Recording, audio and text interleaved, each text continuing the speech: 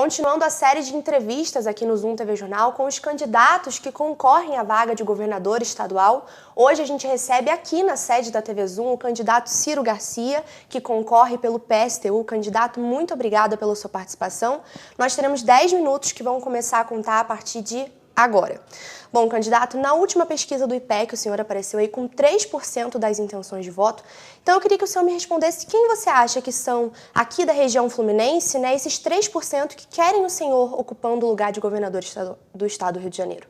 Bom, primeiramente eu quero agradecer a oportunidade que a TV Zoom está me dando de poder falar aqui com os espectadores de Friburgo e da região serrana. Acho que esses 3% refletem exatamente o desgaste, né, que grande parte da população tem em relação aos políticos tradicionais. Eu costumo dizer que quem está votando hoje no candidato que está liderando as pesquisas, está votando hoje no candidato de hoje, que vai ser o presidiário de amanhã, como foi Cabral, Pezão e tantos outros. E acho que existe, apesar do tempo e trajetória que eu tenho na política, as nossas propostas são propostas novas em relação ao que vem sendo implementado aqui no nosso estado.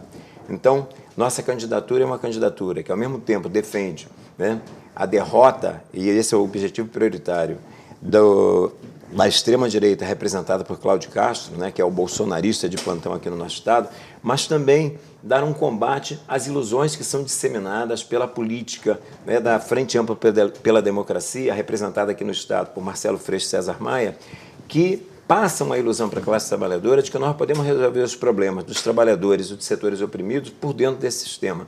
Nossa candidatura é uma candidatura de ruptura com o sistema capitalista. É uma candidatura baseada na independência política dos trabalhadores, na independência de classe, e tem uma questão fundamental, Isabela. É que, para nós atendermos os interesses da classe trabalhadora do nosso estado, nós temos que acabar com o privilégio dos ricos e poderosos. Aqui no nosso estado existem 37 bilionários, dos quais 11 deles sozinhos têm um patrimônio de 400 bilhões de reais. Esse patrimônio pode servir de orçamento de 5 anos para o nosso estado, para atender saúde, educação, um plano de obras públicas para atacar a questão do desemprego, da fome, da miséria. Bom, tantas e tantas coisas podem ser feitas com esses recursos. E nós não temos como atender os interesses da classe trabalhadora do nosso estado sem atacar esses ricos e poderosos.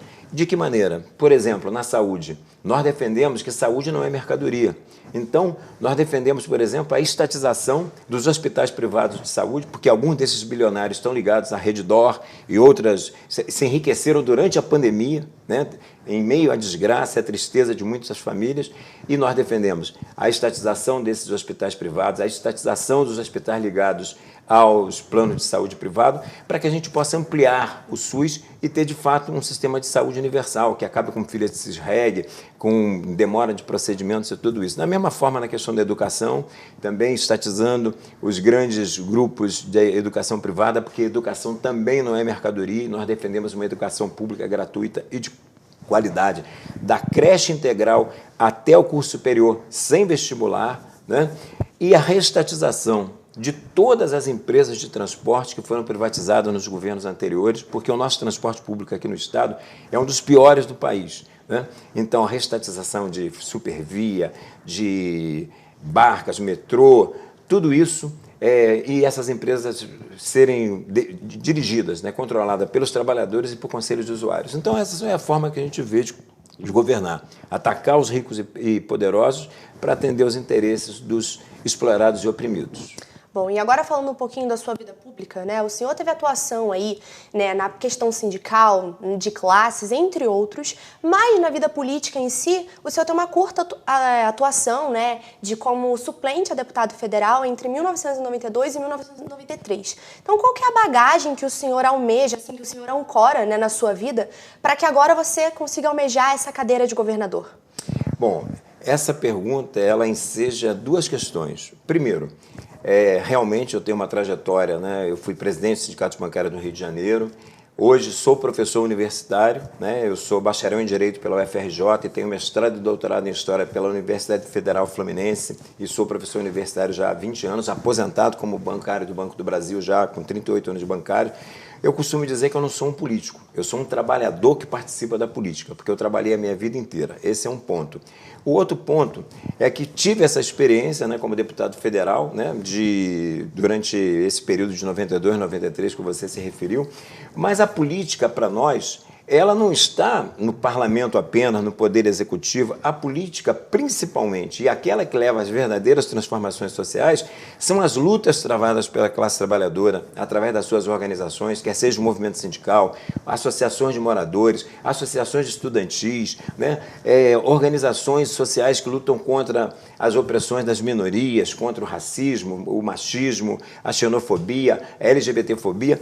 Tudo isso é a política. E nessa política eu tenho, assim, uma experiência muito grande, porque eu comecei a minha vida política, Isabela, ainda na época da ditadura militar, desde a década de 70, que a gente está aí na luta. Então, é esta experiência dessa política travada nas lutas sociais é que eu quero trazer, inclusive, para o Poder Executivo. E não vou apoiar o meu governo nessa Assembleia Legislativa, que só nessa gestão, várias das pessoas que tomaram posse na cadeia.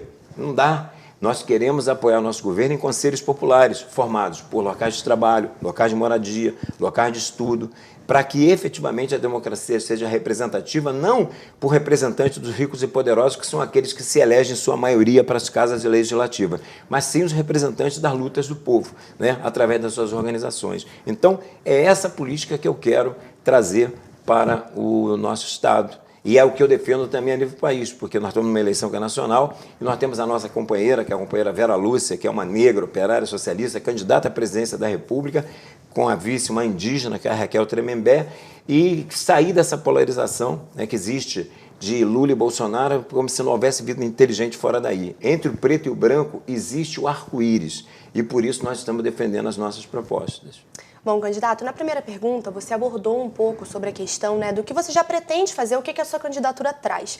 Mas eu queria te fazer uma pergunta agora, virando os olhos para o interior, né? A gente costuma ouvir que para o Estado em si funcionar bem, o interior precise bem das pernas. Então, o que o senhor pretende fazer aí, pensando, né, numa questão econômica e social pelo interior do Estado, para que isso realmente aconteça, né? Para que esses frutos sejam colhidos, então, no seu governo, quando o senhor governar, se o senhor conseguir chegar até essa cadeira? Bom, pegando particularmente a situação de Friburgo, apesar da sua vocação turística, Friburgo já foi um polo industrial muito importante no nosso estado e passou por um processo de desindustrialização muito grande, assim como todo o estado. Hoje o nível de industrialização no nosso estado é inferior a 1985. Foi o estado da federação que mais teve um índice absoluto de desindustrialização. Então nós temos que estabelecer, através de um banco público, linhas de crédito para revitalizar a economia de Friburgo, inclusive revitalizar as indústrias de Friburgo, porque Friburgo tem essa vocação não só na questão do couro, das confecções, mas também aqui tinha a indústria metalúrgica muito forte. Eu participei de lutas aqui na década de 80, né, apoiando greves operárias. Agora, explorar também as condições turísticas de Friburgo, né, porque é uma região maravilhosa, Friburgo, Lumiar e todo esse complexo aqui. A questão, por exemplo, também da agricultura familiar, que tem que ser incentivada para que a gente possa, inclusive, ter um barateamento dos alimentos de primeira necessidade para o consumidor, porque hoje só tem investimento para o agronegócio voltado para a exportação. Nós temos que combinar uma política, né, em que eu defendo, por exemplo, na questão na mobilidade, a mudança do modal de rodoviário para ferroviária, restabelecer as linhas férreas, as malhas de linhas férreas que já existiram aqui, entendeu?